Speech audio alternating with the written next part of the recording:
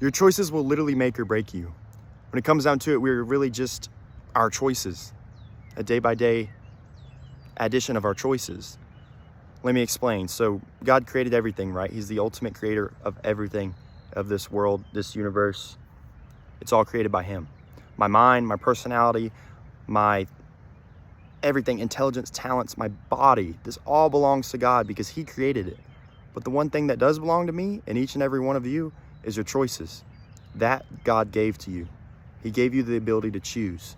You can either choose God or not choose God, right? So when you think of it like that, every day is just a day-by-day addition of a bunch of little tiny decisions. And those tiny little choices that you think don't have weight actually do.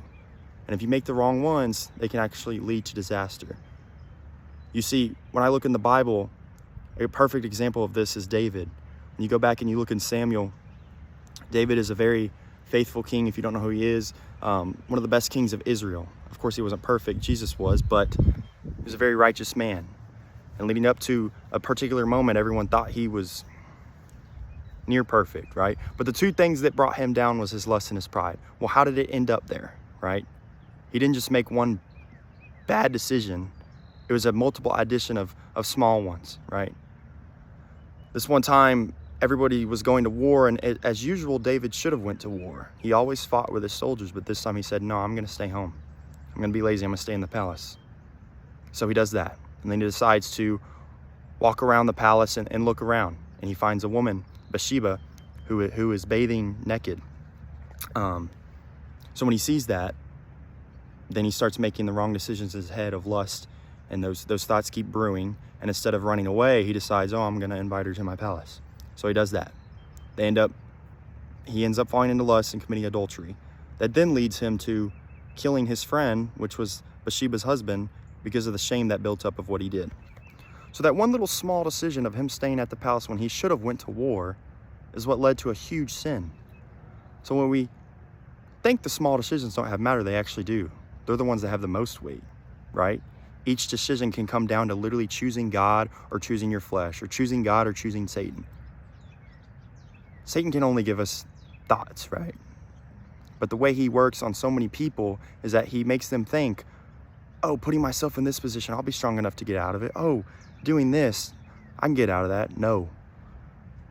The Bible tells us, flee from temptation, for we are not strong enough. Cling to the Spirit. It also says, resist from the devil, for he will flee from you at one point. So your decisions matter. Your choices make you who you are. Our salvation, that's a choice. Yes, Jesus paved the way, bridged the gap so that we can go to heaven, but you can either choose a faithful decision of trusting him and giving your life to him or not. You can choose your salvation. Everything literally comes down to our choices. So how do we prevent from making the wrong decision? How do we choose the right God choices? How do we choose God in things?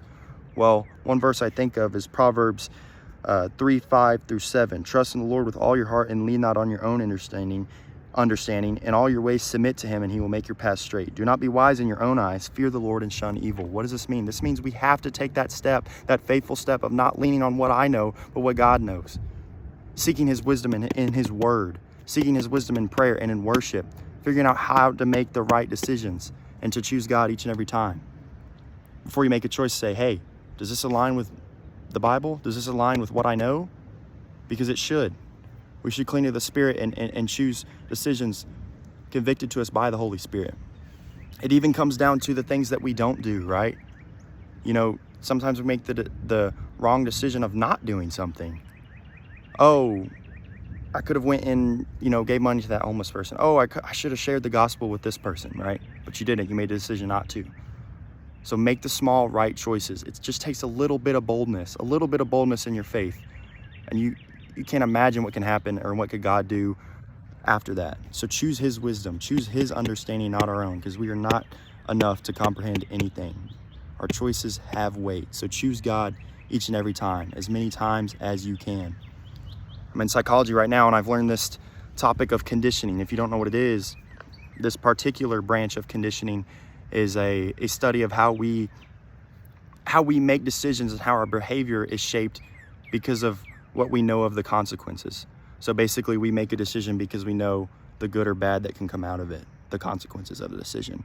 What if we stop doing that? What if we stop making a decision because of the good that we can get out of something, or the bad that may come out of it, so we avoid it, right? Why don't we just make a decision based off what we know from God and out of the love of our heart? How would this world be different if we just made a decision with the love of our heart instead of trying to get something out of it? So stop making little choices based off the consequences.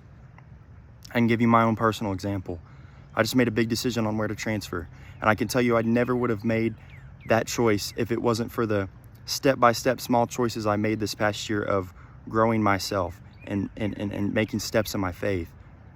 I can tell you if I was the person a year ago, a fragment of the self I am now, a very immature and not far in faith person, I wouldn't have made this decision. I wouldn't have felt comfortable. But yet it took a day-by-day process of making little decisions of just choosing God or improving myself in many different ways. Maybe for you, you struggle with something. Maybe the reason you struggle with a lack of self-love is because the first thing you do when you wake up is get on your phone. You make that decision of getting on your phone, or you make the decision of eating the wrong foods, or you make the decision of not, working on your body or working on school or whatever it is. You don't do the things that you tell yourself you're going to do when you wake up. Maybe that's why you don't have self-love, is because you can't make the right small choices. The small choices is what makes us who we are. Every decision we make is what makes us who we are. Because again, none of this belongs to us. This all belongs to God. But yeah, our choices are one thing. So how can you make the right small decisions so then that you can make the right big decision and that you can grow? All right, y'all have a blessed day.